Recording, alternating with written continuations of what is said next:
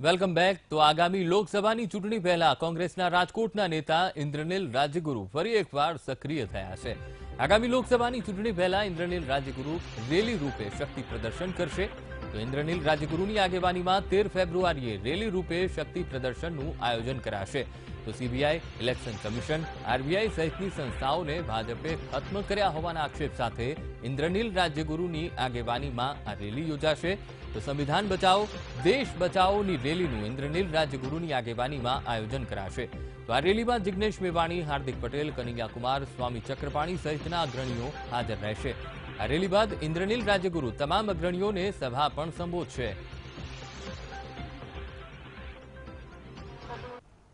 આજે સર્વેક્ષણ ઉપર બજેટથી માંડી અને બધું બનતું હોય છે, લોકોની સુખાકારીથી માંડીને બધાનું સર્વેક્ષણ એ સ્વાયત્ત સંસ્થા બની છે। એના ઉપર પણ ભાજપે ની સરકારે જે ડોળો રાખ્યો, આરબીઆઈના ગવર્નર સહિત લોકો થાકી જાય આ પ્રકારના દબાણો ઊભા થયા છે। સીબીઆઈનો સૌ લોકો જોવે છે કે એનો કેટલો દુરુપયોગ થઈ રહ્યો છે અને એને મિટાવવા માંગતા લોકોને અમે જાગૃત છીએ એવો દેખાડવાનો આજે દેશમાં જરૂરિયાત ઊભી થઈ છે। એમાં કાંઈ ચંચુપાત કરવાનો પ્રયત્ન કરે તો દેશ આખો ઊભો થઈ જશે એ બતાવવાની જરૂર છે। ત્યારે અમે આ સંવિધાન બચાવો દેશ બચાવોની અમે રેલી કરી રહ્યા છીએ। તો આજ મુદ્દે સંવાદદાતા ગૌતમ ભેડા લાઈવ જોડાઈ ગયા છે। જી ગૌતમ, ઇન્દ્રનીલ રાજ્યગુરુ ફરી એકવાર સક્રિય થયા છે। લોકસભાનું ઇલેક્શન આવી રહ્યું છે, તેને અનુસંધાને 13 ફેબ્રુઆરીએ રેલી સ્વરૂપે શક્તિ પ્રદર્શન કરવા જઈ રહ્યા છે। શું આ શક્તિ પ્રદર્શન તેમને સફળતા અપાવશે?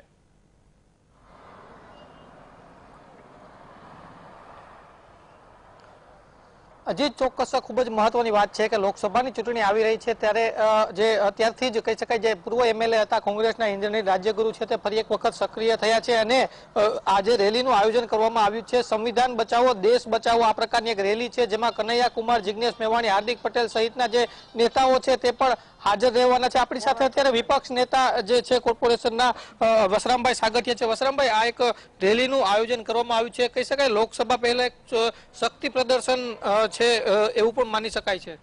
શક્તિ પ્રદર્શન નથી, હકીકતમાં આ સરકારમાં અને અગાઉ પણ આરએસએસ વાળાએ જાહેર કર્યા મુજબ આ દેશનું બંધારણ દરિયામાં ફેંકી દેવાની જે એમની મેલી મુરાદ છે એ હળવે હળવે બહાર આવવા માટેનો પ્રયાસ કરી રહ્યા છે। આપ જોતા હશો દેશની સ્વાયત્ત સંસ્થાઓ જેવી કે આરબીઆઈ હોય, સીબીઆઈ હોય, આ બધા જ ઉપર પોતાનો ડોળો જમાવી બેઠેલી ભાજપની શાસન કરતા હોય એન કેન પ્રકારે આ દેશના બંધારણને કેમ નુકસાન થાય એવા જ પ્રવૃત્તિ કરી રહ્યા છે। આ દેશના સામાન્ય નાગરિકો, પછાતો, દલિતો ઉપર અત્યાચાર કરી રહ્યા છે, લઘુમતીઓ ઉપર અત્યાચાર કરી રહ્યા છે। એન કેન પ્રકારે લોકોને હેરાન કરવા એ જ એ લોકોનો ઉદ્દેશ છે। અમારો ઉદ્દેશ એ છે કે આ દેશમાં લોકશાહી બચે એના માટે લોકશાહીમાં લોક જાગરણના મંચ તરફથી ટીમ ઇન્દ્રનીલ દ્વારા અને યુવા રાષ્ટ્રવાદી યુવા મંચ દ્વારા પણ આમાં જોડાઈ અને અમારી ટીમે રાજકોટમાં અને સમગ્ર સૌરાષ્ટ્રમાંથી લોકોને એકઠા કરી અને રાજકોટમાં ડૉક્ટર બાબા સાહેબ આંબેડકરના સ્ટેચ્યુએ હાર તોરા કરી અને નમન કરી ત્યાંથી યાત્રા ચાલુ કરશું। જુબેલીએ ગાંધી બાપુને હાર તોરા કરશું, જવાહરલાલ નહેરુને હાર તોરા કરી અને રેસકોર્સ પાસે આવેલ સરદાર વલ્લભભાઈ પટેલના સ્ટેચ્યુએ ત્યાં જાહેર સભાના રૂપમાં અમે આ કરશું। આ કોઈ રાજકીય નથી, લોકોને જગાડવા માટેનો અમારો વિચાર છે, કારણ કે આ દેશમાં લોકશાહી હશે તો જ આપણે ટકી શકશું।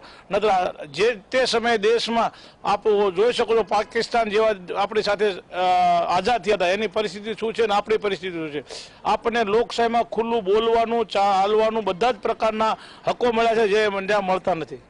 જી, ચોક્કસ એક પ્રકારે કહી શકાય લોકશાહી બચાવવા માટે આ પ્રકારની એક રેલીનું આયોજન કરવામાં આવ્યું છે, પરંતુ જે રીતના લોકસભાની ચૂંટણી નજીક આવી રહી છે ને જે એક પછી એક સમીકરણો છે તે સામે આવી રહ્યા છે એટલે કહી શકાય કે ફરી એક વખત રાજકીય જે ગતિવિધિઓ છે તે પણ એક ભાગ બની શકે છે। જી બિલકુલ ગૌતમ, સમગ્ર માહિતી સાથે જોડાવા બદલ આપનો આભાર।